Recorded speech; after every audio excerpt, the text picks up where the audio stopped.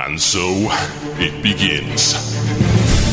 Dark were the skies and chill was the wind as the land was covered in a veil of malice. Across the hill did ride a dread army of the night, cloaked in mist and fog, prepared to rain down death and destruction upon the land. And the people did crowd for a savior, a noble soul to save them from their impending demise. Just as it seemed all was lost, in strode a mighty hero, clad in shimmering metal from head to toe. Wielding a terrible broadsword, he did cleave his foes in two, smashing their ranks asunder with righteous fury. And when the day was done and the enemy strewn across the fields in pieces, the people did turn to the warrior and say, "We shall name this day in your honor. Speak unto us your wisdom." The warrior said one word that day: epic.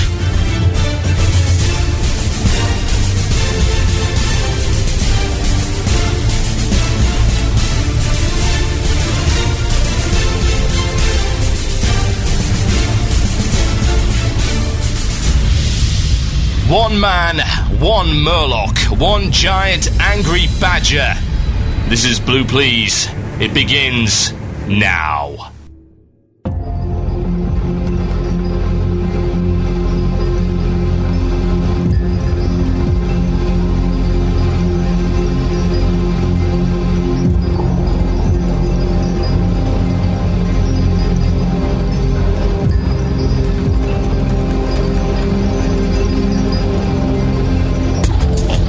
Yes, indeed, folks. Welcome to Blue Plz here on WoW Radio. Myself, TotalBiscuit. The date today is the 27th of March, 2009. If you are living in the true country, it is 8 o'clock in the evening. If you are living in other, false, lesser countries, it is different times. To confuse you, to confuzzle you, to leave you breathless, to leave you stunned and malleable to our takeover. What have we got coming up for you in the show today? Very special show. We've got an interview, yes indeed. We're going to be talking to a man by the name of Pixelsmith, who has been on a tour of Europe to meet his guildmates. He's been all over the place and he's been documenting his experiences. So we're going to have him on the show a little bit later on to talk about the social benefits of WoW and perhaps what the media's view of MMOs might be, considering the Pixelsmith actually works at a newspaper, so we should have some very unique insights. That'll be coming out about 45 minutes into the show. Also, this week, we should be talking about RNG. Random loot is random. But just how random? And indeed, should it be less random? Or perhaps more random? Who knows? We'll be talking about random loot and a year spent not getting my Hex's cover. A little bit later on in the show. Also, buying gold. Debating virtual currency selling across multiple games, platforms, and economies. We're digging into that very, very sleazy subject a little bit later on in the show. Also, your chance to contribute to the show, your chance to throw one little note in my direction in the form of a small internet paper aeroplane. Many will come, an entire fleet perhaps, but only one will be chosen. It's the illusion of choice! Yes, indeed. You may email themurloc@gmail.com, that is themurloc@gmail.com. If you wish to partake in the illusion of choice, send your topic in to me. Also, if you have any other correspondence, email, or whatever during the show, send it to themurloc@gmail.com. That is themurloc@gmail.com. Alternatively, me being the 21st century hip kid that I am, you can also send it via a tweet. So go on to twitter.com. You'll find me on twitter.com/TotalBiscuit. You can subscribe to my Twitter feed and send me an @reply if for some reason your reply consists of 140 odd characters or less. And if it does, then I hope that you make every word count. That's all I can say. So yes, twitter.com/TotalBiscuit is my Twitter feed. Now, there was one other thing that's also going to be coming up later on the show. I'm going to leave this one to the end. I've written a new song. I've decided to get back into writing songs again. I wrote the Pug Roll introduction last week, and people seem to quite like that. And I've written another song, which I can't actually sing, so I haven't recorded that yet. I'm actually looking for someone, and this is a general request to anyone who's listening out there. If you have ever sung Metallica before, and are considered to be rather good at it, or if you've ever been perhaps in a Metallica tribute band, or bought Guitar Hero Metallica, or sung a lot of Metallica on Rock Band and do so rather well, email me, because I have a proposition for you. Yes, indeed, I've written a parody song to the tune of Enter Sandman. Unfortunately, it's completely out of my range and it sounds terrible, and me not being Terpster, I actually have some quality standards and don't wish to unleash that upon you without having a decent singer. So, if you can sing Metallica, email themurloc@gmail.com. However, I do have a song coming up for you later in the show, which is something different entirely, and I'm going to shoot for having one of these a week. You know what? I'm going to add it to the show. Make it a new feature. Because I kind of like it, it's pretty fun, and it turns out that Amazon MP3 is a very good place to find karaoke tracks. So yes, I'll be endeavouring to get a song a week out. We'll see how that goes. You'll have to wait till the end of the show for that one, though. Now that that's all out of the way, let's get on with this, because we are short on time and we got a lot to cover, so... That sounds like it's mail time. Here's the mail. It never fails. It makes me want to wag my tail. When it comes, I want to wail. Yes, indeed, it's mail time. Now, last week's, I would say last week, but it actually isn't. It really isn't last week's, because it was actually Tuesdays. Also, I've just got a great email I've got to read here. Darcy Ibsen, who says this: I normally don't listen to the music because I'm rarely around for the live shows and have to catch up, but do you do this to Finn Troll often? You are a horrible person. That's from Darcy. But I can't pronounce that. That's insane. That's a strange Canadian name. It's foreign to me. And he's from Bloodscalp, US. No, I really don't do that often, but for some reason people seem to like it after Tuesday's show where I decided to speed everything up. Lord knows why. Now, Tuesday's debate, the big debate, probably the biggest debate we've ever really had as regards to people in IRC, emails, tweets, forums, everywhere. You know, it's a multimedia debate crossing the entire internet, was the validity of the new add-on policy, which prevented add-on makers from inserting primarily donation links or premium paid-for versions of add-ons into the game. And I naturally sided with the add-on makers, and I've taken a bit of flack for it. But me being the fair person that I am, I have no issues whatsoever reading out constructive criticism, indeed even if it is a little bit insulting. Presenting the other point of view is very important. That's what people need to realise. Debates are bigger than the ego of just one person. It doesn't matter if someone disagrees with you, only that they are able to express their opinion in a properly well-constructed, well-thought-out, rational manner. So I'm going to read this email, and do so happily. And it's entitled, TB, you are smoking crack regarding the add-on policy. Sorry. And here it goes. Yo, TB, sorry, but I think you are totally wrong on the add-on policy issues, and furthermore, a lot of what you said goes against something you said a few months earlier. First off, let me make it clear that I think formal legal action is total BS, laughable in fact, and possibly an Activision-guided threat, because I never thought Blizzard was that stupid. Well, first things first, just to point out there, Blizzard did the same thing against Glider. Now, while you might think that that was justified, there were concerns around the time that the Glider decision was not properly thought through. And indeed, it basically said that if you load something into the RAM, it becomes like a copyright infringement. That was the gist of the decision. And that was considered by a lot of people, including the EFF, to be particularly dodgy, and I can't say I was massively happy with it either. And I have a feeling that this add-on policy is actually stemming directly from that ruling. Anyway, let's continue. First off, your little tirade about how because Blizzard didn't create LUA, it's Lua, by the way, not LUA, and it's not an acronym. No, I call it Lua. Lua? Lua sounds stupid. I'm sorry, LUA. That means they are not allowed to control what doesn't run on their platform. Actually, yes, they can. They didn't create LUA, and LUA is an IT license, yes, but this means nothing. Blizzard's implementation of LUA includes their API and their context and their security manager, and they choose what runs on it. End of. Legal action, stupid, yes, but saying they shouldn't be able to control what runs on their VM is silly, and in fact contradicts something you said a few months ago. Now, first things first, I didn't actually say that they weren't able to stop people. Yes, of course they can say whatever they damn well please and stop whatever they damn well please running in their game. Doesn't mean they should.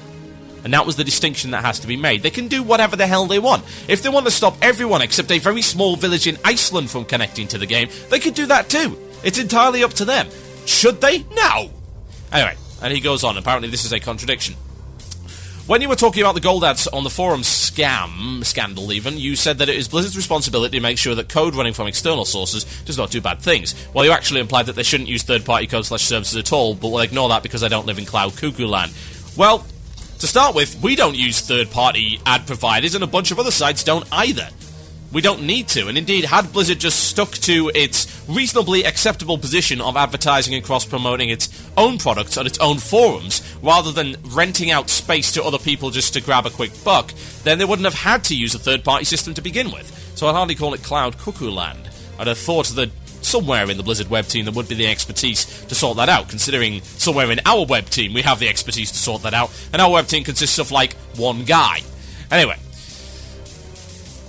he goes on. That is exactly what they're doing here. It is their business decision whether you or add-on developers like it or not, to not want other people to be able to place advertising in their game. Add-on windows can be totally indistinguishable from official Blizzard windows. Hell, you can even put advertising in the official Blizzard windows using an add-on if you really wanted to. And they have decided that a blanket ban on all advertising would be easier than hoping some add-ons don't take the piss. Why they have extended this to donation requests, I don't know, but I definitely lean more towards not wanting to have product placement for other people in the game, rather than just being spiteful to add-on devs as suggested. Well, to be honest, that doesn't really contradict anything I said. The fact of the matter is that you've got add-ons, and then you've got forum ads. Now, add-ons are pretty much essential, and stopping advertising in-game in any form is utterly unrealistic. Let's face it, it's going to happen all the damn time. Now, putting the ads on the forums was an entirely, and I do mean entirely, voluntary thing by them to make some extra money. And as regards to donation links, I can't say that donation links are something of a security risk, and indeed neither is the form of advertising that you can put in the game, which is basically just links. Now, were there malicious links in there, it would be very quickly pointed out and the add-on would not be used by anyone ever again. Now, this is something that people have to bear in mind, that building up trust is very important when you want to have a successful add-on. Websites like Curse and WoW Interface and that kind of thing do not want bad add-ons on their site, and they will go to any lengths to stop it. And if you're an add-on developer and you want people to download your add-ons, if you screw up even once and put crap in your add-ons, people are never going to download it again. It's a trust thing. People are very paranoid in this day and age. So no, I wouldn't say that it was the same thing at all. Especially regarding a donation link, because a donation link can simply consist of a PayPal email address, which is not even in any stretch of the imagination a security issue. Anyway, he continues. Since you use the iPod and third-party accessory analogy, I feel I should point out that Apple does do this with the iPhone. Plenty of people have been told their iPhone apps are not allowed for various reasons. For example, you may not write an iPhone app that downloads podcasts because it might compete with iTunes. Now, I believe that has actually been recently changed, but whatever. The thing with the iPhone is that they do allow people to develop for it using their API, and the people who develop retain the intellectual property rights to it, and obviously they give a certain license to Apple when they upload to the iTunes store, or the iPhone store even, and they're allowed to sell their stuff for profit, and that's not even an issue. So I don't really think that's a particularly good example. Yes, it is kind of silly that they do not allow some things that compete, like, say, other browsers and stuff like that, but generally speaking, Apple, I believe, the statistic was that a vast majority, I can't remember the exact number, of apps are allowed on as long as they have a specific purpose and are properly written. And yes, they can charge whatever they like for it, and Apple doesn't really mind. Now, I'm not suggesting that Blizzard opens up a paid-for add-on store. Not at all, that's just silly. But I am suggesting that they allow what all manner of other providers do with their APIs, which is to simply allow donation links. Because let's face it, it's time spent, and time spent deserves compensation. Assuming that you, as the user, believe that that is the case. It is entirely optional. It's not like it's being forced on anybody whatsoever. Now, he says, I know this is a terrible wall of text, and I don't really expect you to agree with me or read it on air. Ha ha, fail. But I just wanted to let you know that, in my opinion, you dropped the ball on this one. Slow rant fuel week, maybe. Well, here's the thing that you've got to understand about me when it comes to intellectual property. I went to university, and I went to go and study law with the specific purpose of learning about intellectual property law. When I was in my interview with the head of the entire law school down in De Montfort, and he asked me why I wanted to do law, the first thing that came to mind was I want to learn about intellectual property law and how it is applied in the digital age, because I think it is an evolving and fast-moving thing, and there is a lot of danger that smaller companies and individuals could get trampled on. And indeed, it has been the case. Consumers get trampled on at every curve for the sake of intellectual property law in the digital age. DRM, prime example. And this is yet another example, in my opinion, of things getting trodden on. 3 years of law at university culminated in me writing my dissertation on intellectual property law in the digital age, and I concluded that intellectual property law has been perverted and twisted over the past 50 or so years to be used as a weapon against smaller developers, against smaller companies and individuals, as opposed to a shield to protect innovation and protect creativity. Now, in my opinion, this is yet another example of that happening, and if I did not stand up for that, then I would basically be an empty suit. I would have written something which had no meaning, just for the sake of getting marks. And no, I actually put my passion and my thoughts into that piece. And it got good marks. I was pretty impressed with it. I was pretty pleased. I really think that's probably the most meaningful thing I've ever done or ever written in my life, is to have written that piece of work. And I'm very proud of it. So, to say that perhaps I've dropped the ball and maybe it was just a slow week would, I believe, be a little bit disingenuous, because this is a subject that I am more passionate about perhaps than anything else. And I do believe, absolutely, without a shadow of a doubt, in protecting the little guy and protecting the creativity of other people. It is vitally important, because those people do not have the kind of legal defenses that large companies have, and those people are the future of development and the future of creativity in the digital age. Add-on developers must be protected from this kind of thing, and add-on developers must be allowed to claim compensation from willing, voluntary third parties for their work. Because otherwise, it's just going to die out. Things like that are going to get tread on, they're going to get run down, they're going to get forced out of the market, and creativity in itself, with the wonderful new world that we have with the internet, will die. And that is something I do not want to see, and if I have to get flamed for it, then that is fine by me. Standing up for one's principles is more important than being popular all the time. My name is TotalBiscuit, and you're listening to Blue Plz here on WoW Radio. I've got some songs for you in the form of Scar Symmetry. Massive, massive fan of this particular band. The name of this track is The Illusionist. It's from their album Pitch Black Progress, and I'll be right back after this. Enjoy. You are listening to the podcast, an archive of Blue Plz. Music was removed due to copyright concerns. If you'd like to hear the music, tune in live on Fridays at 8 p.m. British Standard Time. That is 3 p.m. EST on WCRadio.com.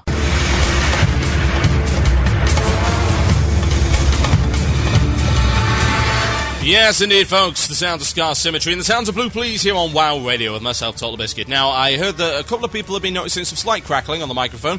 I believe that now has been resolved. If it hasn't, then by all means let me know. It's actually a result of the software we use to connect. And this is a little tip for you, those of you who want to try and do a podcast with people who are not in the same room as you.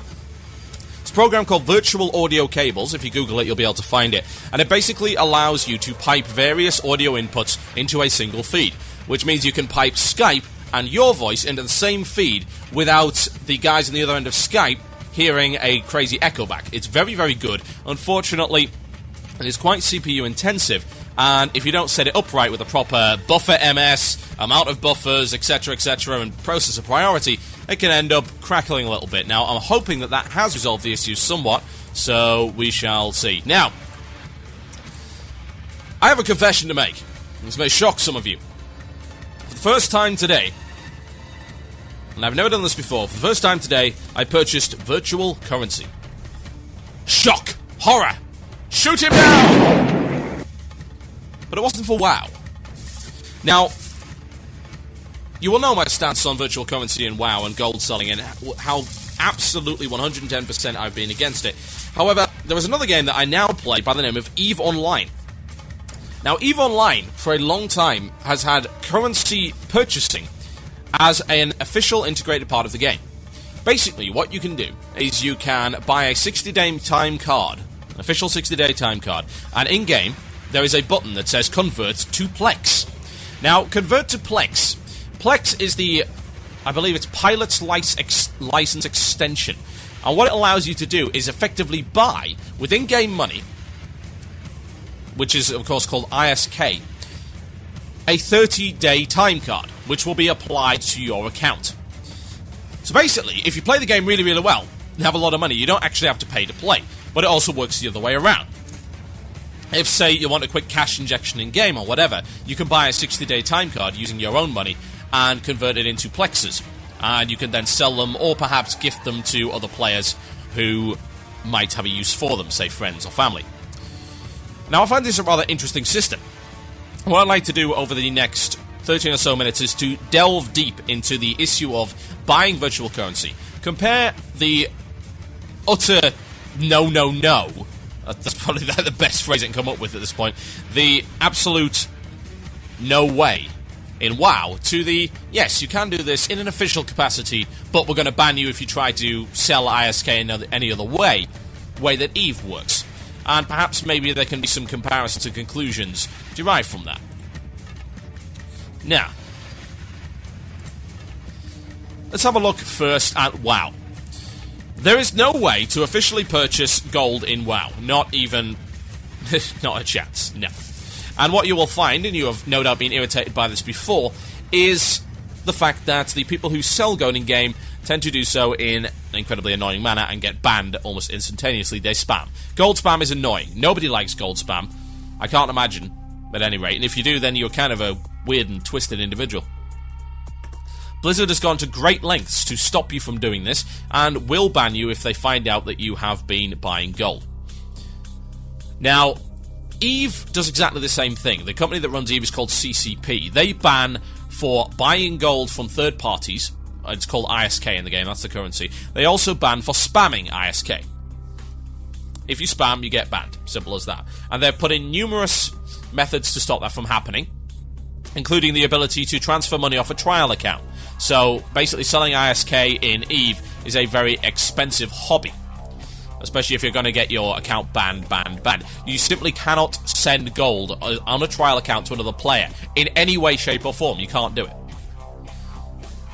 However, it's kind of a paradox because they allow this legitimate form of currency purchase. Now, I find that rather interesting because it also combines with the fact that EVE has a big thing on. It's known as a very hardcore game, and yet they've tried to market it. And I'm looking on... If I can find the back of the box here. As I did actually purchase the EVE Special Edition box today, just because I felt like it. Where'd I put it? Ah, there we are. Yes. I believe it's on the back of the box here.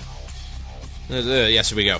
Real-time skill training and no class restrictions. Skill gain progresses whether the player is logged in or not, offering a much more level playing field for time-limited and casual gamers. Build a character tailored to your playstyle from a list of over 300 skills, blah blah blah. Now, it does make me wonder if the purchase of ISK was designed specifically with that kind of idea in mind. EVE is a very hardcore game with very serious consequences if you screw up and die in the wrong place. Basically, if you get blown up, your ship is gone. That's it. And while you can insure your ship, it's costly to do so, and you lose every module that was attached to it. All your guns, all your thrusters, all that stuff. So you're going to lose out. For instance, we went on a little PvP adventure led by Slanik. Bad idea. Really bad idea. And ended up leading ourselves into 0-0 space, at which point our fleet was destroyed in roughly about 7.5 seconds. And I lost, let's see, a Omen Cruiser, which is a kind of run-of-the-mill kind of ship, but it costs about 4.5 million ISK. And I also lost all the modules on it, which is about another 3 million ISK. And while I got the money for the ship back, I didn't get money for the modules. So I lost about, 3 million. Now, that makes the game incredibly hardcore, plus the learning curve is basically like a cliff face, and good luck scaling it. Admittedly, it has got a bit better lately. So it makes me wonder, do they allow this simply so that the casual player, the player that doesn't have a lot of time to play, is not restricted in what he can do simply because he doesn't have enough time to earn money? Now, money is earned by farming, it's earned by killing NPC rats, as they're called, it's earned by mining, it's earned by doing missions. All of these are time-consuming. It's difficult, although not impossible, to generate money by not doing anything, but it can be done. So, if we apply that logic to WoW, bearing in mind WoW is a very casual game from the get-go, would it therefore be valid, using that particular logic, to allow an official service to purchase gold? Interesting question.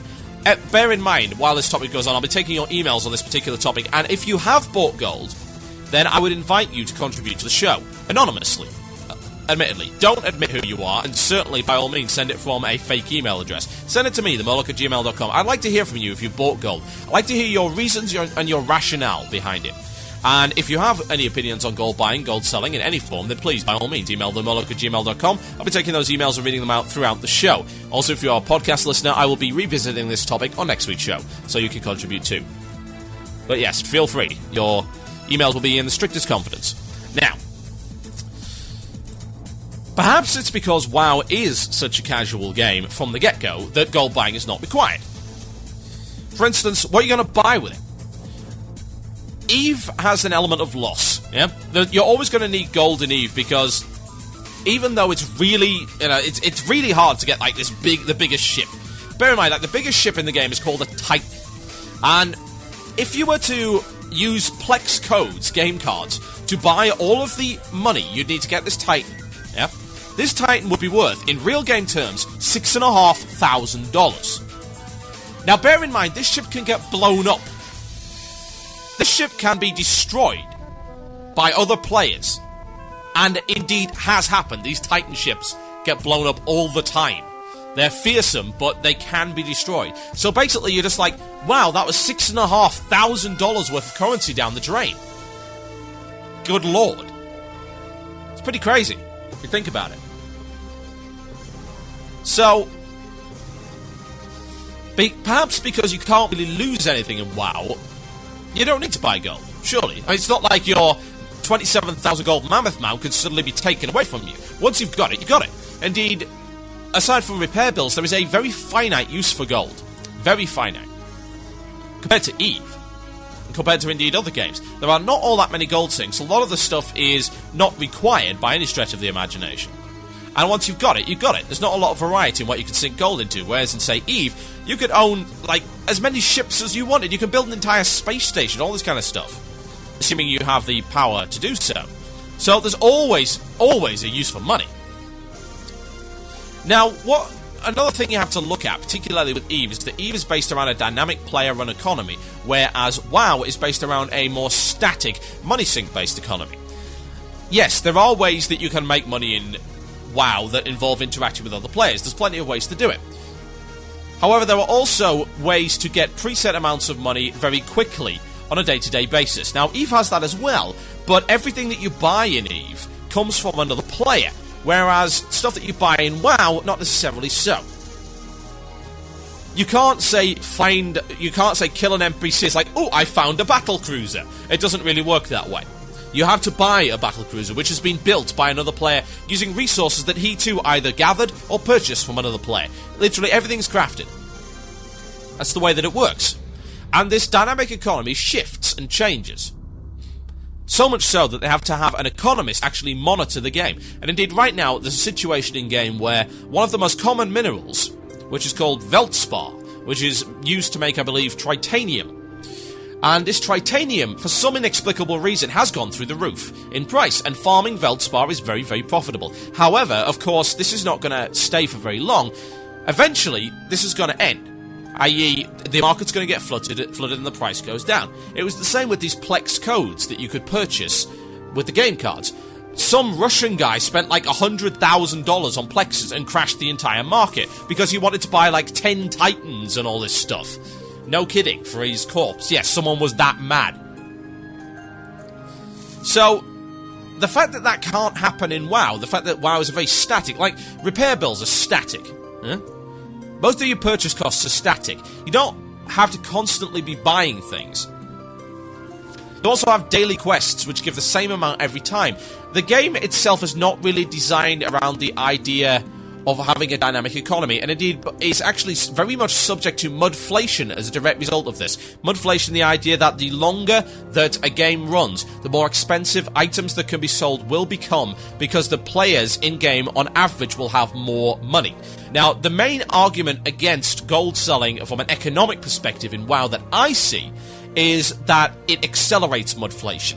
You put more money into the economy where the money is it's infinite, it's not finite, it's not limited by anything. You could potentially have as much money in the economy as you wanted, but the more money you have in the economy, the less that it's worth. You know, it's standard inflation, which is odd considering that the WoW economy doesn't really represent the real world economy in any way. Inflation, however, is a big deal, because money can easily be injected into the economy. It can be created from effectively nowhere, and that's a problem. You don't have this finite amount in the system at any given time. It's like saying that You know, it's kind of like the laws of entropy. It's like, and money cannot be created or destroyed, simply change from one form to another. And indeed, change from one hand to another is the way that the economy works. If you put more money into it that wasn't there before, you get inflation. Now, this causes big problems to some degree for new players. Particularly, you notice if you're a new player and you want to buy something off the AH as you leveled up, yeah, good luck. Because stuff that was once 20 silver is now 200 gold. Obviously, that's an exaggeration, but you get the idea. However, because a lot of things are actually not sold by players, one could argue that mudflation really doesn't apply there. Say mounts. Mounts cost exactly the same as they always did. They're actually less now. All of the other services, like Dual Spec, it's going to be 1,000 gold, probably going to be 1,000 gold at the end of time. Indeed, they might reduce the cost at some point. They'll never put the cost up. That's never happened, at least as far as I'm aware. So one could perhaps argue that for the purposes of buying the essentials, buying gold is not such a bad thing. After all, it's your character, right? You should be able to do what you want with it. It's an interesting discussion. I can see the pros and cons. Personally, when it comes to WoW, I'm dead against it. Particularly because, I don't know, it's difficult to determine whether or not I'd be more for it if Blizzard officially endorsed it and created their own service. It is possible that I'd be more for it, because right now if you buy gold, you're basically supporting people that hack other people's accounts, deface websites, insert keyloggers, and are generally malicious cyber criminals. Now, I cannot reconcile that in my mind for any stretch of the imagination, and yes, I've been tempted to buy gold in WoW before, but I haven't done it. I've said no, I will earn it the old-fashioned way, I'll earn it the honest way, because that is the way that I should do it, that's morally right. However, I don't feel that way in EVE. Indeed, I bought this box and it said I could sell these things in-game. Like, great, I can get a battle cruiser now, which I couldn't previously afford, which saves me a lot of farming for the money in order to get one, so I can spend my time more wisely. It's interesting. It's a tricky discussion. So, by all means, send in your experiences. Perhaps if you bought gold before in the past, again, you can send it anonymously. Just pick up a new email address or something from Gmail, send it over there. You don't have to mention your name. Alternatively, if you have a view on virtual currency selling, then by all means, send it my way, themurloc@gmail.com. That is themurloc@gmail.com. I'll be right back after this break, when we'll be interviewing Pixelsmith about his WoW journey around Europe, meeting his guildies and talking about WoW as a social experience and a way to reach out to other people. In the meantime, I'm going to be playing some music for you, and you shall enjoy it, because if you do not, well, you just suck. Seriously? I'm going to play some Ed Guy for you. The name of this track is Navigator. I'll be right back after this. Enjoy. Let's face it, everywhere you go, you see adverts for Ventrilo server providers. With so many to choose from, how do you make the decision about which is right for you and your guild? To help you with the decision, we brought in WoW Radio's very own bleeding-edge hardcore raiders to show you which provider the world's top players trust. Loot the stupid car hound! No. Tank it over there! You're setting the raid on fire! Someone pulled ads, guys! Oh, for God's sakes! Heal the tank! Heal the tank! Hey guys, it's okay to DI the tank, right? Why are you smiting and not healing? Is that a halibut? Are you DPSing with a halibut? Leave George alone! You'll hurt his feelings! You named that halibut? Guys, I think we're wiping. What gave you that idea? Well, we're all standing in the graveyard arguing. UGT Ventrilo servers, the only choice for the elite of the elite. Hi, I'm TotalBiscuit, the best and sexiest mage on the planet. When you're like me, you don't have downtime between raids and promotional photo shoots. That's why I use UGT Ventrilo servers. I don't have to get my hands dirty trying to fix a broken server, because it was never broken to begin with. UGT servers provide crystal clear voice communication with excellent hands-on support to make sure your server is always up and running. Not only that, their prices are so low, I was able to use the extra money to buy this £32 salmon. What, you didn't think I was going to be outdone by Dustin, did you? Hey guys, want to run some BRD? Get your premium quality Ventrilo server from UGTservers.com. Be the best. Well, second best.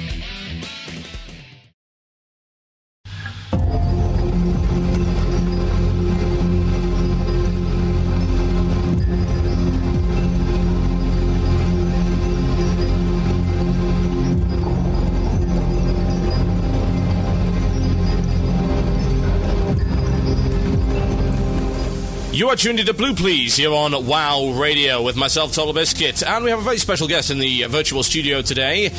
He goes by the name of Pixelsmith. He has been on a big trip around Europe, and he is here to talk about it. So, Mr. Pixelsmith, welcome to the show. Hello, thanks very much. Excellent. That finally seems to be working. Excellent. Thank God. The setup we have here is jury-rigged in the extreme. Skype was messing up. Yes, I've just been added someone called Monica from Lithuania. Really? I don't know if that's good or bad on Skype. I can't tell if she wants to steal my identity or get married. Oh, well, flip a coin, see how it goes. Now, tell us a little bit about this trip, because you posted it originally on the EU forums to tell people about it and to specifically show people the documentation of the trip that you've been doing. You've actually been keeping track of it. So what made you want to do that in the first place? Well, I started playing WoW in 2006, and for a couple of years I was guild master about sort of four or 5 months in, and after we got Vent about 6 months into that, we started pondering the idea of having a meetup. Maybe about a year and a half after I first started playing, we all a load of us met up in England, and then we had another one a bit later on. But because we had members from all over Europe, sometime late in December 2007 it would have been, me and another guildie, we were up having a chat, drunk, and we pondered visiting every single one of the people from the guild who hadn't been able to make it to either of those parties. That proved to be a mental idea, so we whittled it down eventually to about five different countries, and ultimately at the last minute organised a 19-day trip round. We ended up going to Finland, Sweden, Serbia, Bulgaria, and then Italy before heading home. Indeed, excellent. So, I hear that your actual real job in the real world is part of a newspaper? Yeah, that's right. I'm the news editor of a regional paper, which is like I don't really write much anymore. I just sort of organise things, tell reporters to write stuff. Interesting. Now, did you ever consider perhaps including your adventures at some point in some kind of media? Do you think the media would actually really take well to that? Or is there perhaps a little bit of... Ever? Really? You think there's a bit of hostility? Hey, it's so niche. That's the problem. It is WoW. I mean, newspapers they're largely bought by older people. Obviously, there's a lot of young people who buy them as well. But generally, you start buying them when you've got kids, and you have to start taking life a bit more seriously. Otherwise, your kids are going to. So it's a fairly old audience, and they still. I mean, your basic Daily Mail reader still thinks that they think Pac-Man is the same as Grand Theft Auto 4. It's just the sort of noisy thing which teaches their grandchildren how to murder people and stop exercising, so they don't really want to read about it or accept it particularly. So no, definitely not in the paper. Coming out as a geek would be a tricky thing. Indeed. And what kind of thing do you think you've initially learned, perhaps, because you've been to so many places, you must have perhaps picked up some of the interesting cultural nuances. Why don't you tell us a little bit about that? That's a tricky one, really, cultural nuances, because I think the thing that struck me, I went on sort of French and German exchanges when I was a school kid, and partly because they're in countries where they spoke totally different languages. It felt like a completely different world, also because I was young. This time it felt a lot more homogenised. I mean, Finland was kind of a bit sort of bleak, and well, it was nice, but quite sparse, full of trees and dusty. But the people there were sort of pretty similar to here. Sweden reminded me a lot of England, only a better version, where the people are kind of more attractive. Serbia was a sort of an unknown quantity, because I hadn't paid enough attention to the news back when I was 19, as when the UN bombed Belgrade. So all I knew before we went there was I chatted to people in WoW who were pretty cool, but I just knew it had been sort of recently at war, so I didn't quite know what to expect. But it was pretty similar, really. Just had a bit of a Russian kind of air to the place, but you see the same advertising hoardings and a lot of the same cultural stuff, and same sort of applied to Bulgaria and Italy, partly because we were staying with nerds, and partly because they were all speaking English as well. The cultural differences were not as pronounced as I had expected.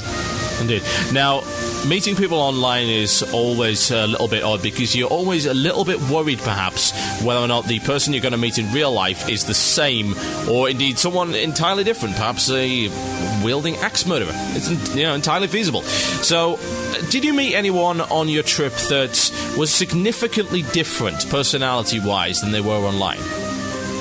That's the odd thing.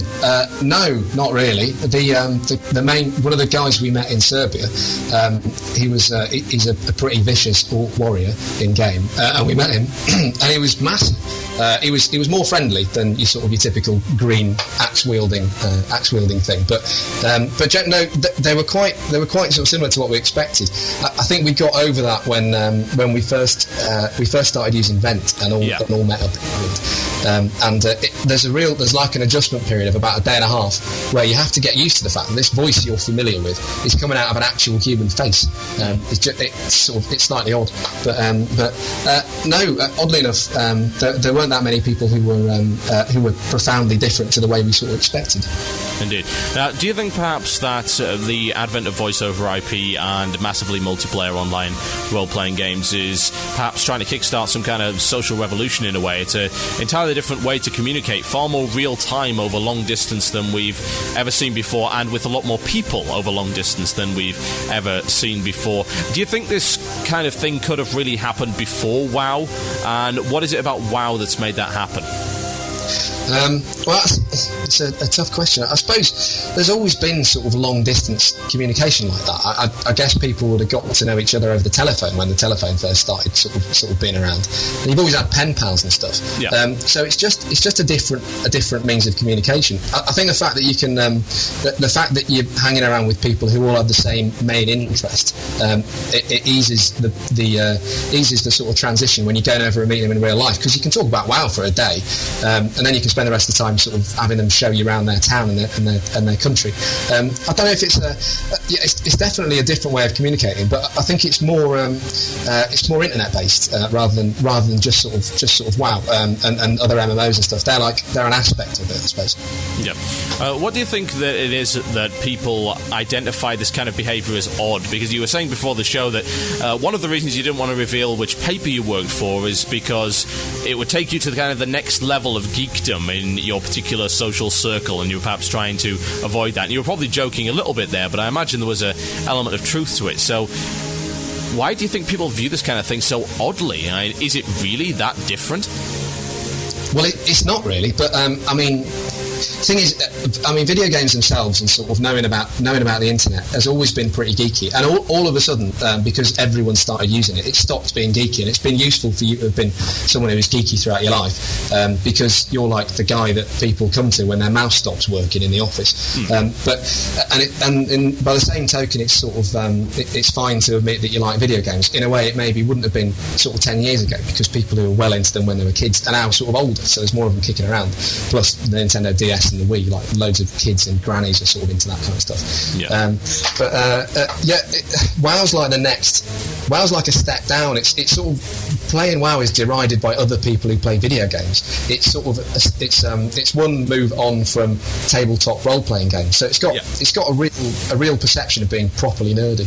Yeah. Do you think that it's just WoW that's got that kind of thing? Because you're saying perhaps that other gaming communities look down on WoW. Is it specifically WoW, or is it just MMOs in general? And why do you think that is?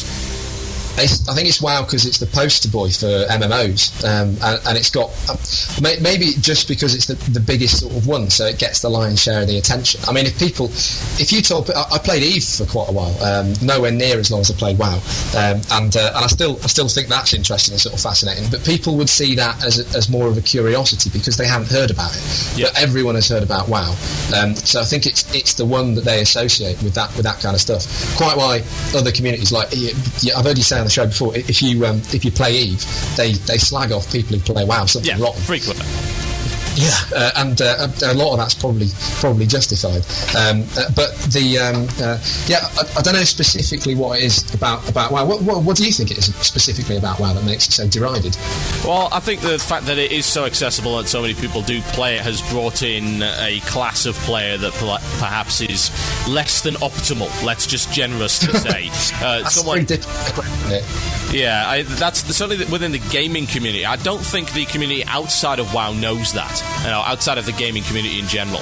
I think they just see it as orcs, elves and goblins, and it's the same thing that they saw 20, 30 years ago when their kids brought home a copy of Dungeons & Dragons and the Daily Mail readers assumed that it was an attempt to summon some kind of satanic daemon or something along those lines.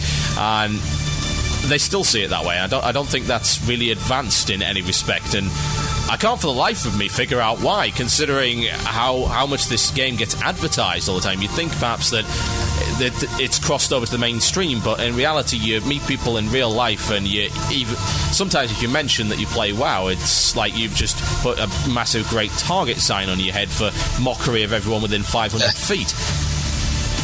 Yeah, that's definitely true. I think the orcs thing, the sort of orcs and wizards and stuff like that, that's definitely got that's like a big old barrier.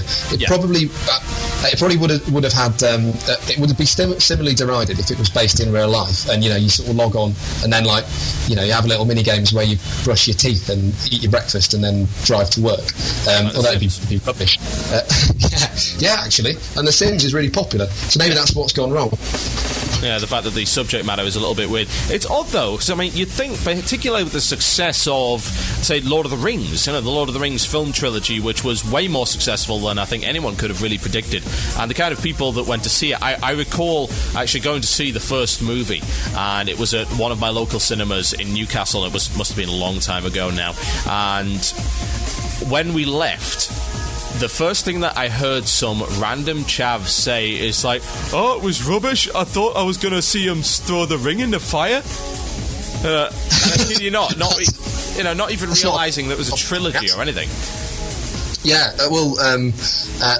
thing is, I mean, Lord of the Rings, people are going to watch Lord of the Rings because it's big. It's like the big movie that's kicking around. The movies are perfectly acceptable. I mean, they weren't back when they came out. People would slag them off because they like books, and they thought that going and watching a film was the equivalent of putting your mind to sleep for a little while. So they'll go and watch that. But even if you're watching all three, Lord of the Rings is like a 10-hour commitment, and Warcraft is a hell of a lot more. And it's got like an associated culture. You don't have to buy into anything if you go and watch Lord of the Rings. You just you go there, and most people aren't going to stick around and maybe get posters on the wall. They might sort of buy like an ice cream, but that's as far as it goes. But I think WoW, because it actually involves other people, there's a social underbelly to it that makes other people think if there's a big group of people doing that, it's too hard to kind of penetrate. So I don't know if demonise it is the right word, but it's something along those lines. Yeah, it seems rather odd, really. It's a very odd way of approaching it, particularly with WoW being such a casual, friendly game, so very easy for anyone to really get into, and yet it does seem to still have this barrier. This barrier existed with MMOs since perhaps the first MMOs came out, particularly with mods and stuff like that. They were viewed as impenetrable, very difficult to get into. EVE Online is still rightly viewed as impenetrable and difficult to get into. You were right about the learning curve. It's pretty much worthless. Yeah. It literally is. There's a great image online of the line graphs of difficulty learning curves and various popular MMOs, and the EVE Online one is a cliff face with various people hanging from nooses and bodies skewered on pikes and all that kind of thing. I suppose that perhaps the general public might view it in that respect, but then again, they must also realise that there's a lot of people playing it, and I think perhaps they buy into the stereotype that all of these people are male, either kids or 20-somethings in their basement. When I recall going to the Wrath of the Lich King launch, the launch happened at the local Asda, of all places, because it was the only place in town where you could buy it. And the number of different people that were in line was ridiculous. All races, all genders, all ages, all walks of life. A couple of chavs in line, that you wouldn't expect to be WoW players were WoW players, and it's just odd that I suppose people haven't bought into that yet, and they haven't realised.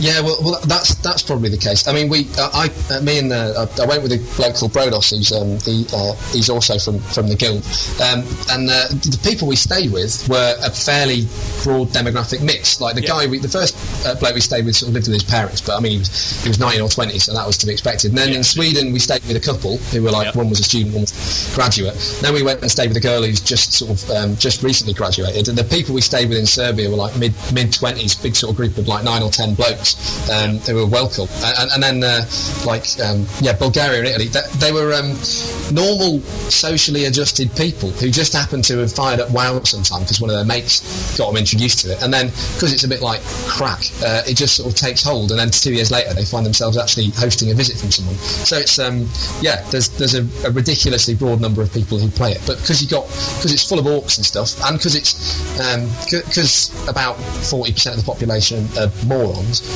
it's got a bit of 40 is being a bit generous there, don't you think? Yeah, that's true. But I'm hoping some people who listen will go and visit my website. So I don't want to be too abusive. Indeed. Well, since we're actually rapidly running out of time, I want to thank you very much for coming on the show today. Been very informative, very enlightening. And would you like to briefly plug your website for the listeners? Yeah, I'd love to briefly plug my website. You better interrupt me if we run out of time. It's called roll0.com, ROLL0, and it's got the Geek Adventure, as I've called it, which is the trip around Europe, and that's updated every week. It's got some other WoW stuff. If you want to have a gander at the kind of tone that it's about, go and have a look at the Elite Guide to Druids, which I posted in the WoW forums once, and that got a plug on the WoW EU front page. And there's the world's nicest noob as well, which is me logging on as a level 1 alp called Barry the Bee, pretending to be an insect and having ridiculous conversations with people, and the chat logs are all up. Indeed. Pixelsmith, thank you very much for coming on the show today. It's been a great pleasure. No worries. Excellent. Thanks We're going to pop into a music break, and we'll be right back with our next topic of the day, which is RNG. Random loot is random. We shall see. Enjoy. You are listening to the podcast, an archive of Blue Plz. Music was removed due to copyright concerns. If you'd like to hear the music, tune in live on Fridays at 8 p.m. British Standard Time. That is 3 p.m. EST on WCRadio.com.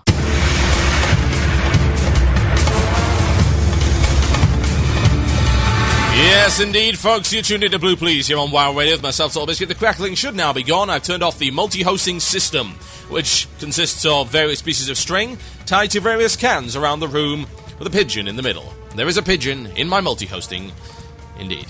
Now, those of you who missed out on what the website was, it is Roll0. That's Pixelsmith's website. Roll, as in roll, like egg roll. 0, as in 0, ZERO.com. Roll0.com. So you can go check out his story, and it is very good, very well written, I must say. A lot of great information there, and he's updating on a weekly basis, so plenty of content for you to have a look at. Now, I want to read a couple of emails on the gold buying topic, just to find out why people buy gold.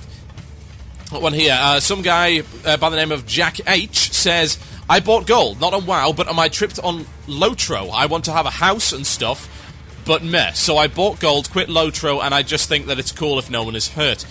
Interesting. Okay, let's see what else we got.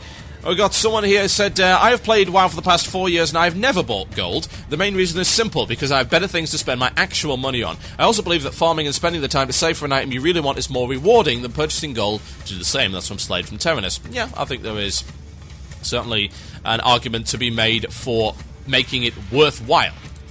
Now, here's one. Hey TB, I'm not going to be anonymous about it, but I am sending for my alt email on my iPod because I'm in-game. You're sending from your iPod? That iPods are taking over the world. They can email now. Oh, God! Anyway, I have brought gold for several reasons. Mounts, skills for mounts, and weapons. One of the main reasons it was bought is because I was both lazy and was out a lot, so I was only on for raiding and about an hour to level some alts. I think looking back on it, it was very stupid, because that was, say, £5 of gold that could have been between £20 to £30 of getting a new game plus expansions and time for a month. Every time I bought gold, I was risking my account, which I had spent good time on and could have had to start again. Thanks for reading. And that's from somebody's iPod there, and I will keep them anonymous. I have an email here who says, I myself have found that after much consideration ended in buying gold. This was because I felt I needed to get ahead of my friends in the game. This ended for a short-lasting period of excitement, but soon filtered out in regret. It just made me feel guilty and a cheat. I recently grinded all the money to get a chopper in-game, and the experience was much more rewarding. Interesting. I'm going to read one more email before we go on. I will read more of these emails in the next topic just before the Illusion of Choice and in next week's show, so don't worry, you will get your opinions read. That's a little bit too long to read. I might read that on next week. Here's one. Hello, Mr. TB. In the past, I've gotten a lot of gold, but to be honest, your rant last week gave me a well-deserved kick in the ass, and I would like to thank you for that. In my past, I did buy a lot of gold, but I've got to admit that it was only for an epic flying mount. Why did I do it? Well, I asked myself the same question. I also guess it was because it was easy and fast and I didn't have to lift a finger. When I look back at it now, and when I think about it last week, I really can't put words onto why I did it. As hollow as it sounds, I don't want to spend all my time in-game grinding for flasks, buff money, etc., etc. Yeah, I mean, I can understand why people do that. I mean, I've got very limited time at the moment, but what I will say is that I think Blizzard has done a stand-up job of making it way less attractive to buy gold. They use the carrot and the stick, which is a great way of doing it. Particularly the fact that you can make all the money you basically ever need for everything except for your, maybe crazy luxuries by simply doing dailies and stuff like that, if you so wish to. Personally, I don't like dailies, but I made my fortune doing enchanting and crafting, and I've got all the money I would ever need. Really. I don't want a mammoth or a chopper or anything like that. I'm not interested in that kind of thing. But I've got all the money that I will need to get Jewel Spec. I've got my Epic Flyer, and I'll have enough money to keep me in flasks and food buffs for, like, the next century. So I can understand why some people would do it.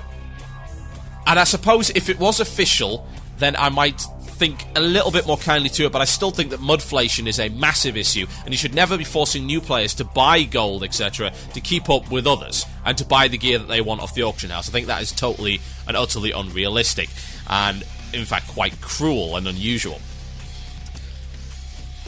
So yeah, right now, no. If you buy gold now, you're basically scum, because you're financing the people that hacked our website. So you know what? Sod off.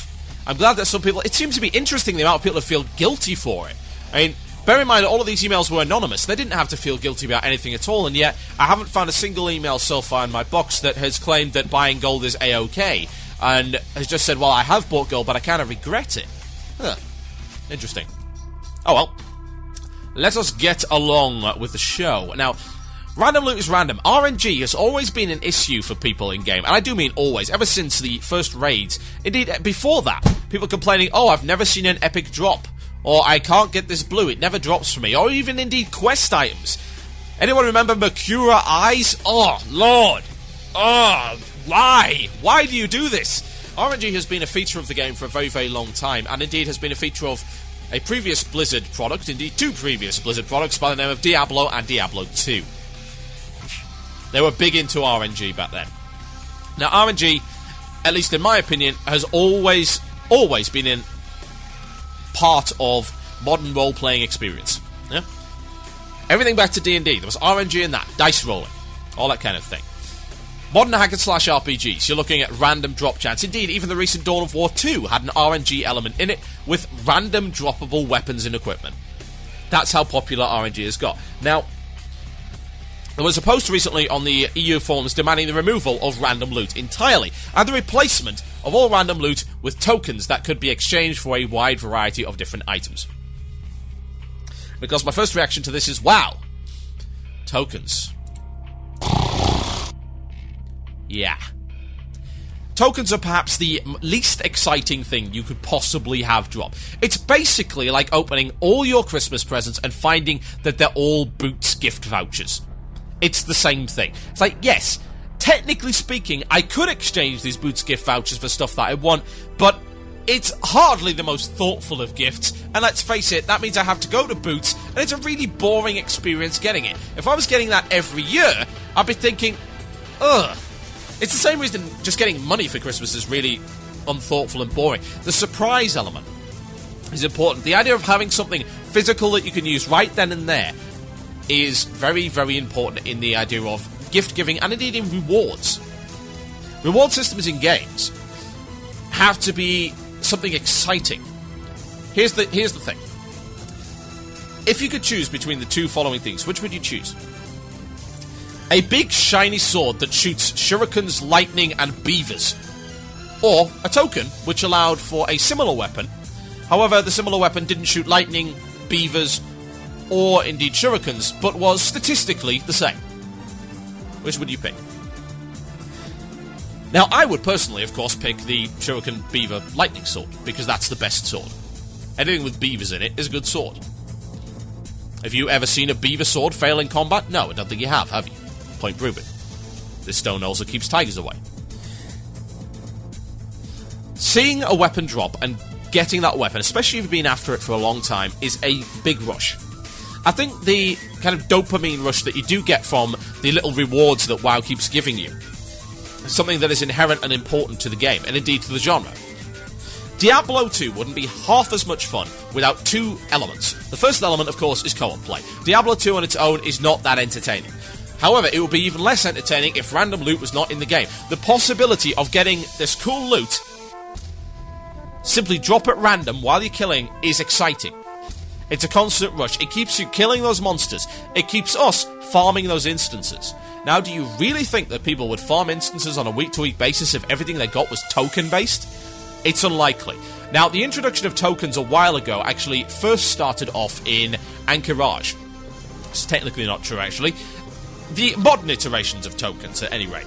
The first iteration of tokens, as I recall, was in Zul'Gurub, whereby you could get these items which could be then traded in along with various other materials to get various other things. Now, of course, the modern iteration of tokens basically involves getting blah blah blah of the Vanquisher, blah blah blah of the Protector, and handing it in order to get something in return. Now, as I recall, that kind of evolved in the original Nax, although that also involved handing in other various materials. That was based around the Zul'Gurub kind of system. The token loot system that we see now, you could see in its absolute current form with Karazhan, where you're getting these gloves and all that kind of thing drop, and you can hand these tokens in. Now, with the modern system, you can also buy several pieces of tiered loot using badges, which are, again, different kinds of tokens. It's tokens for tokens, really.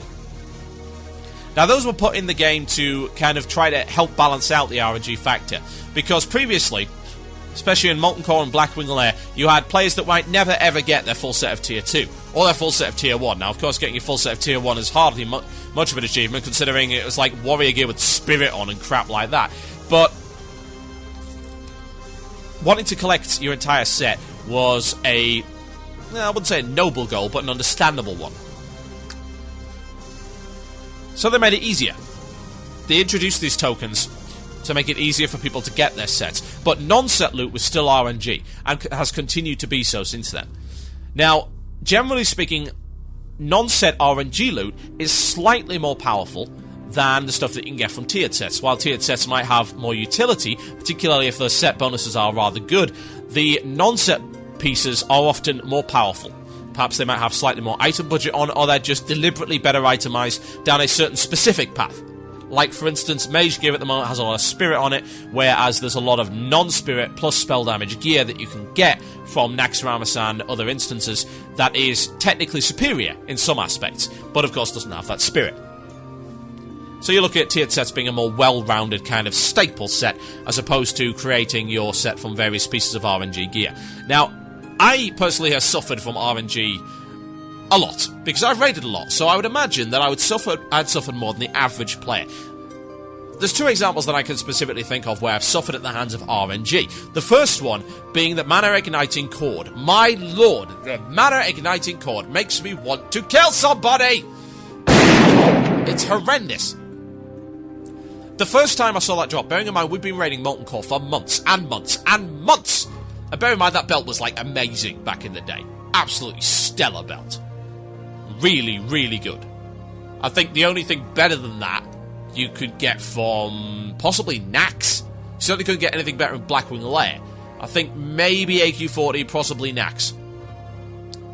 And the first time that dropped, I had DC'd, and the way that loot worked is like I DC'd at the start of the fight, so the boss became green to me. Sorry, not green, grey. And I wasn't able to loot, so I missed out on it. And we didn't see it for months and months. The other one is with Zul'Gurub. There's an item in there called the Hexus cover, which is clearly a troll priority item. And it's a great big voodoo mask, and it has amazing spell power on it. Bear in mind, back in the day, 41 spell power, 10 stamina, 10 int on a headpiece was nuts. No gem slots back in that. That didn't happen. So you weren't worrying about metas or anything like that, but that was nuts. I mean, that was better than Tier 2. It was absolutely insane. And I raided for a year. A year solid in various different guilds doing Zul'Gurub 2 times a week, and it never, ever dropped. Ever. Now, RNG, of course, is involved in other aspects of the loot game as well, not just in loot that is important to build up your set. Stuff like the Death Charger and the Zillion Tiger and that kind of thing. Now, the unique mount in Zoloman did not involve RNG. They actually decided to remove it there, and they made it more of a specific challenge.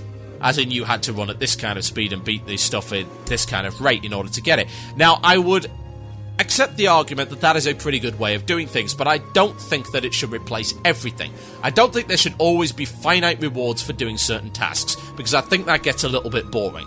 I understand that it's a part of the game as regards to questing and that kind of thing, and indeed is part of the game now as regards to achievements and achieving specific mounts and that kind of thing, but I still think RNG is a very exciting part of the game and a very exciting part of all RPGs. The idea that I can get, say, an epic bolt gun in Dawn of War 2 is alien because, of course, it's an RTS, and that's never really happened before in RTS, but it's exciting as actually made it compelling. It's made playing all of these different missions in there compelling, where I might not previously have been such a completist, because the next Tyranid warrior I kill or whatever might drop that epic bolt gun or assault cannon or whatever. And I think WoW certainly has the same factor about it. I also think the air of mystery really helps. When a new instance comes out, when you first see that amazing legendary mace or whatever, of course, you're not really going to see that, you're just going to see the shards, but saying epic mace or an epic weapon or whatever, when you first see that, it is exciting for the entire raid. I remember the first Dark Edge of Insanity we got, and people went insane, not only on DKP bidding, but it was just a genuine thing of pride. Hey guys, our guild's got a Dark Edge of Insanity. We were lucky, we got that, it was unique. Same with stuff like the Ashes of Allah and all that kind of thing. I think that while people do have a point when they say that random loot is unfair, I don't think it's supposed to be fair. As long as there is a ability to kit out your character with various different kinds of gear so you are not deliberately underperforming, then I think it's alright. And I think there's plenty of alternatives, particularly now, more so than any other time in WoW, where RNG is not going to affect your playstyle too much, yet benefits you because it excites you and it thrills you when you finally see that item drop and you finally win it. I get a rush every time I get an item that I've been wanting for ages and finally drops and I finally get it. And I wouldn't want that to go away. Absolutely not. My name is TotalBiscuit. You listen to Blue Plz here on WoW Radio. When we come back after the break, going to be reading more of your emails on the subject of gold buying and, of course, the illusion of choice. And hopefully I've got some good emails from you. Otherwise, I'll be throwing down. That's all I can say. And at the end of the show, the very special song that I've written for this particular show. Cower and fear, foolish mortals. That's all I can say. I'll be right back after this, folks. So listen to Blue Plz on WoW Radio with myself, TotalBiscuit, WCRadio.com. Enjoy.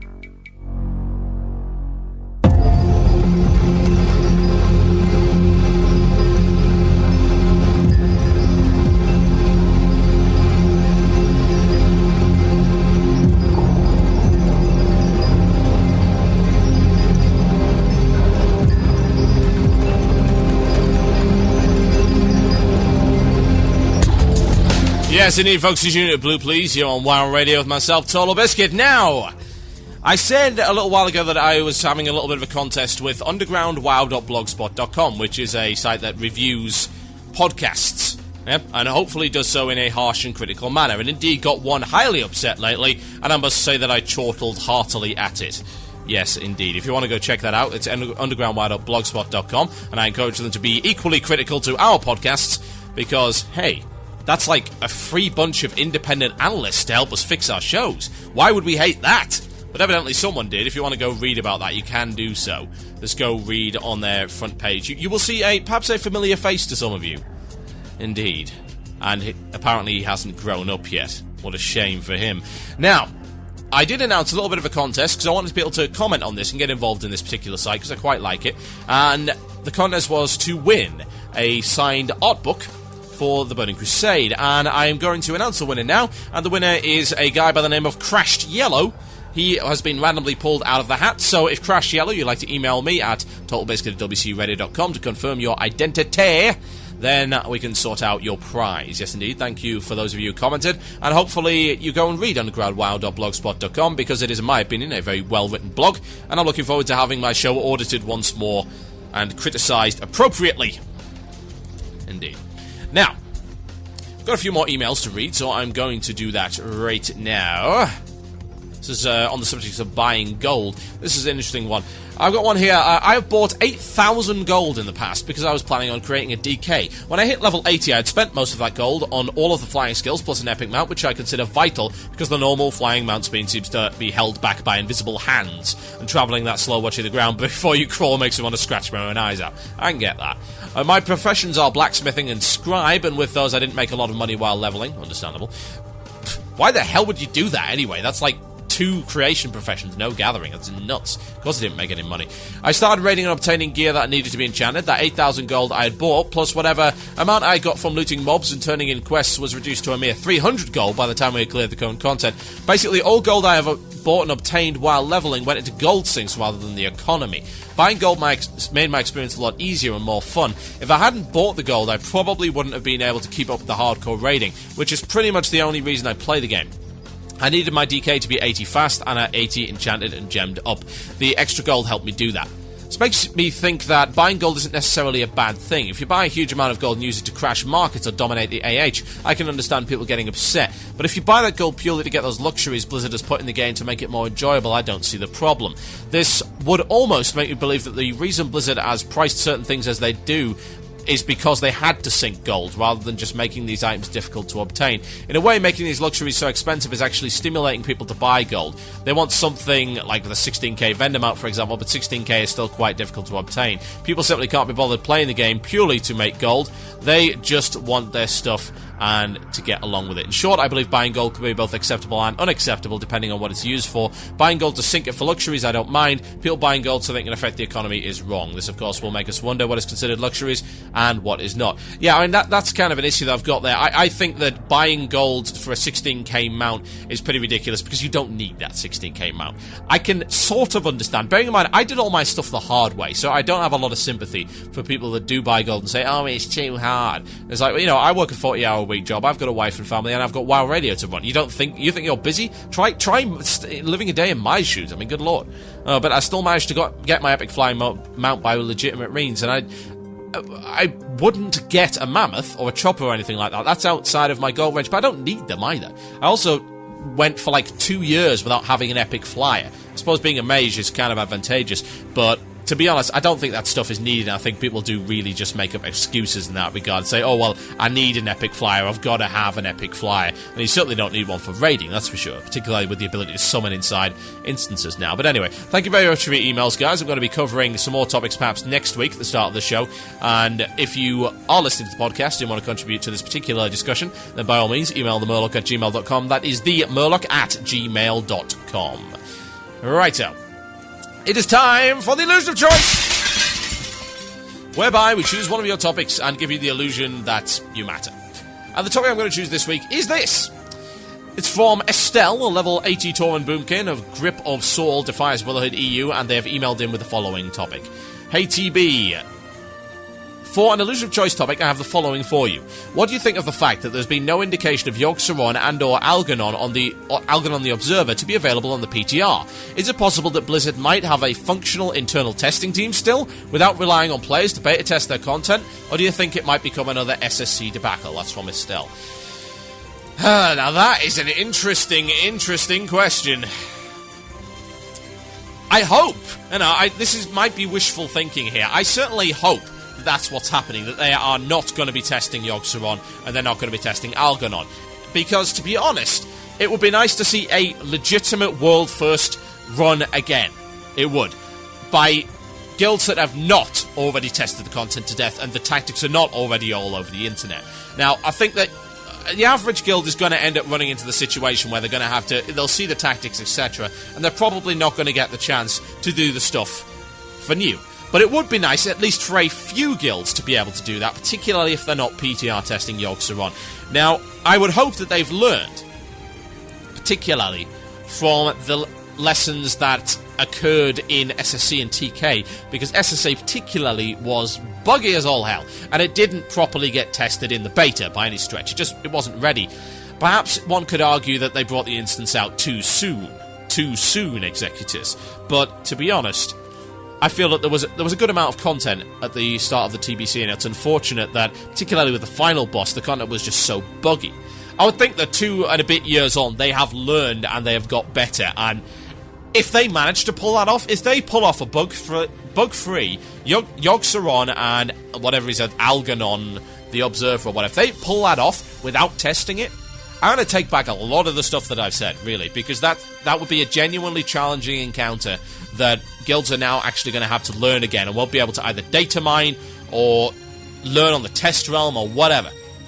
It would be very, very nice indeed to see that happen. Should they? Should they risk buggy content, as opposed to letting the players test it, but then taking all the mystery out of the instance? It's a difficult call to make. As an observer of the endgame raid stuff, and as a member of a relatively hardcore, quote-unquote, whatever that means anymore, raiding guild, I see the value in ensuring that these encounters remain nice and untouched and ready to be discovered. I understand that the vast majority of the instance does need to be tested, but I think, and this is something that Blizzard has to bear in mind, that the uber-hardcore, cutting-edge, bleeding-edge guilds are more willing to deal with buggy end-game content than everyone else is. They have been bug testing for a long time. They've run into all of this kind of thing, and while there have been complaints from them, they will always keep doing it. And they get, of course, as a reward for that, the ability to play that content first, because, hey, they're good enough to justify it. They get the world first, they get those epic loots before anybody else. They're more willing than you might think to test the content. Now, of course, if someone is in one of those Uber guilds and say a top 20 and wants to prove me wrong, then they can email themurloc@gmail.com. But a long time ago, we actually had a similar discussion to this on the Four Horsemen show, which consisted of a one-off debate session between members of Death and Taxes Method, Forte, and Nihilum. And the topic did come up that, yes, there was a lot of buggy content, but they did have quite a bit of fun going up against it. Some of it was really nasty. Really, really nasty. I'm talking about, say, Cthulhu basically being unbeatable until they hotfixed him. Razorgore had similar issues, Veilstraz had similar issues, and I can't imagine that banging your head up against that kind of content is particularly pleasant. But I would imagine that most bleeding-edge raiding guilds would prefer to have an encounter that is going to challenge them and that they will have to learn and discover themselves and get the opportunity to maybe be the first to do so and beat it, than have a bug-free but otherwise completely laid out very clearly in front of them encounter that they've already beaten on the PTR. I can't imagine that being particularly exciting for them. In an ideal world, and to be honest, this is something that Blizzard really should be shooting for, is it would be a situation whereby both happened. We'd have a nice bug-free instance that they didn't have to enter, but looking back at Blackwing Lair and the fact that that never got tested and it was mostly a mess, whether or not Blizzard can pull that off, I don't know. Maybe they've learned over the past 3 years. Maybe they've simply got better at testing internally, but there's not really been an awful lot to indicate that that is the case, because everything has been extensively PTR tested, back to front, and I don't think that they're really willing to risk another Blackwing Lair. So maybe they're just going to try it on a small scale with 2 bosses. Maybe. And if they can pull it off, then more power to them. They will get mucho prezzo from me. That I can guarantee. Shout out time, folks. It's the end of the show. It's time for you to shout out before our very special, quote-unquote, perhaps special spelled S-P-E-S-H-U-L, song by yours truly. Shout out time. You can email themoloch@gmail.com or you can PM me on IRC. Yes, you can. PM me on IRC. And you will be able to shout out to whatever you want. Maybe you shout out to your cat. Or perhaps your grandmother, who's probably not listening to this show, let's face it. But it's the thought that counts. That's what I keep being told. Particularly when I ordered a dozen white roses for Jen for her birthday. And as usual, the florist screwed up and sent her red roses, which she doesn't actually really like. But apparently it was the thought that counts. As a male, I don't really understand that. I just like having epics, and the thought of having epics is not quite as good as having them. Anyway, let's get on with the shout-outs. Shout-out from Joe Miller. Hey, TV, can I get a shout-out to Deathhawk, the best guild officer, Horde side on Ice Crown US? Really? The best guild officer, Horde side on Ice Crown US is called Deathhawk? Honestly? Well, that's not very promising, is it? A shout-out to Arcanist Belt and a scream for Arcanist Belt. Turn up to raids tomorrow, guys. We're going to be doing some cool stuff. If you are in Arcanist Belt, then turn up to raids tomorrow. We'll be raiding at 4 p.m. server time. Go sign up on the website, arcanistbelt.com. A shout out to the Furious Few on Daggerspine EU for being awesome and getting Black Protos. Let's Pwn Face in Old War 2. That's from Zandy, Retribution Paladin. Paladoink? What? Paladoink? I don't know.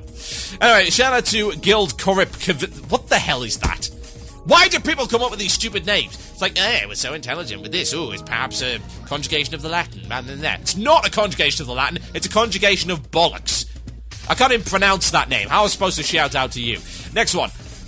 Hi TB, I hope this is the right place for shout-outs. Yes, it is. A pretty new for IRC, therefore utterly hopeless, blah, blah, blah, blah, blah. Can I have a shout-out to my guild Synergy on Quell Falas EU, who finally managed to take down Sarth 3 Drakes 25-man. Very well done to that, and thanks very much for doing these shows. They're the highlight of my week. Then you must have a very, very boring week. Can I have a shout-out to Testicular Dominance? That's from Seath.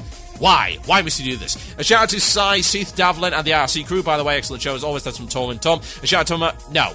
It means seize the beer. No, it doesn't, actually. I don't believe it actually means seize the beer, because seize the is carpe. So, it's not careep. So I don't know what the hell you're doing, but that's not real Latin. Someone has hoodwinked you. A shout out to Illumination Argent Dawn EU for finally making Immortal. Well done, you won the RNG. You were part of the 2% of guilds that have won the server RNG. What can I say? A shout out to the raid, or to Rad, for coming back to WoW and re-rolling Horde with us. That's from Angelus. Can I get a small shout out? Yes, you can. There you go. That's it. Small shout out. Okay. A shout out to Save the Whales and Frostmate EU and to Core/Bacon for doing well. Nothing really, he just needs it. Can I get a shout out to my 82-year-old grandpa whom I have just convinced to play WoW with me? My epic quota for this year has indeed been fulfilled. That's from Criken Zero. Wow. Huh. There you go. A shout out to Nikitas for being a first-time listener. Well done, Nikitas. You have successfully tuned into the internet's radios. That's too long. I can't read that. Shout-outs are not supposed to be essay length. Dissolution Guild for Mike Third in US server. Thanks, that's from Tagol. And a shout-out to my cat for being the subject of my guild officer's official religion under the name of the Meow Meow God. That's from Ziexin from Jumol EU. I am out of time, folks. My name's been TotalBiscuit, and you've been listening to the one and only Blue Plz on WoW Radio. Check out the rest of our shows at WCRadio.com. Our RSS feeds are currently broken, but you can download all of our archives from our website, and new archives are being posted on the front page. Hopefully, we're going to be having that fixed by the end of the weekend. That's the current time frame on it. We'll see how it goes. So yeah, check out our website, WCRadio.com. That is where you will find it. And the next show to air will be Wild Things Considered tonight at 7 p.m. EST, I believe, or perhaps 8 p.m. I can't remember which. Check the website for more information. Now, I promised you a song. You shall get a song. It's to the tune of Iron Maiden's The Trooper, and I call it The Troopsaw. My name has been TotalBiscuit. I'm out of here. Good night.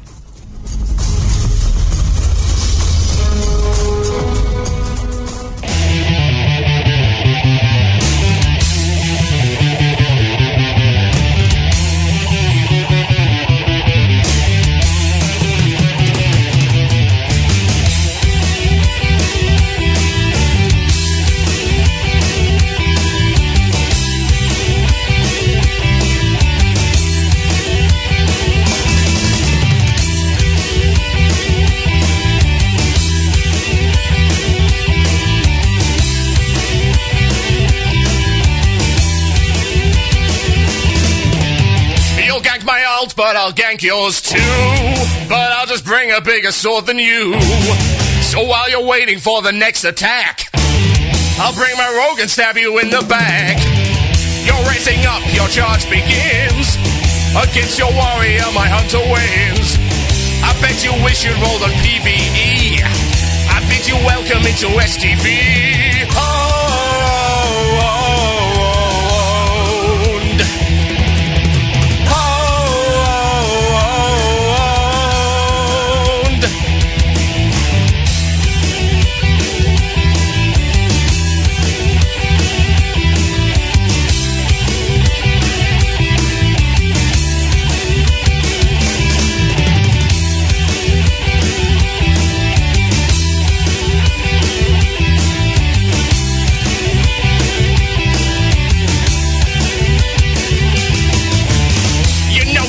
So you turn to run.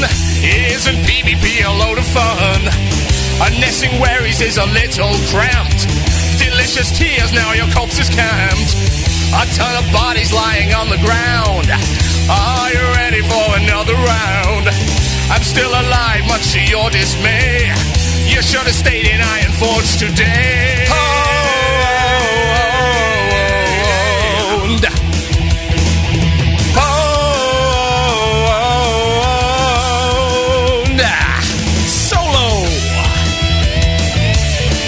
What you were doing, and what I was doing when you came along. And now you're dead. Perhaps you should consider another career path. How about professional whiner? I hear the Care Bear Brigade is hiring. Better get your application in. Oh no, you can't RP your way out of this one. What's your in-character reason going to be? For getting call scammed all day? Oh yes, sir, this is PvP. Only the elites may apply.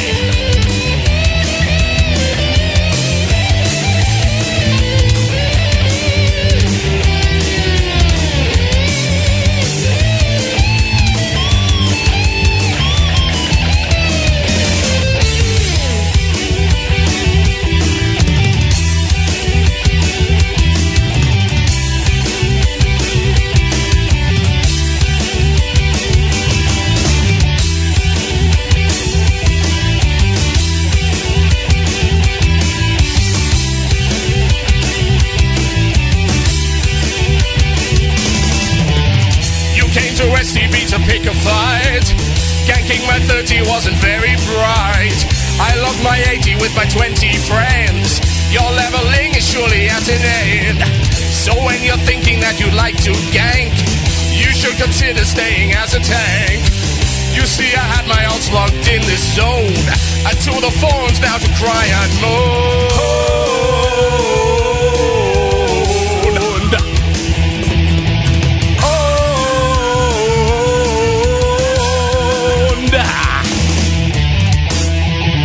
Let this be a lesson. There's always a bigger fish. Enjoy Hello Kitty Adventure Island. Yeah. You have been listening to the podcast and archive of Blue Plz, a show that airs exclusively on WCRadio.com on Fridays at 8 p.m. British Standard Time. That's 3 p.m. EST. You can check out our archives on our website at WCRadio.com and subscribe to our RSS feeds. Don't forget to rate and review us using iTunes, and if you wish to leave constructive criticism,